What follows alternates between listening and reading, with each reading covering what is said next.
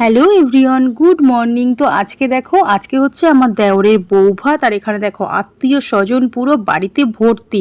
তো এখন সকালবেলারই খাওয়া দাওয়া হচ্ছে, আর একটু পরে শুরু হবে ভাত কাপড়ের অনুষ্ঠান। তাই জন্য এখন প্রায় 10টা সাড়ে 10টা মতো বাজে, এখন খাওয়া দাওয়া হবে। মেনুতে অনেক কিছুই রয়েছে।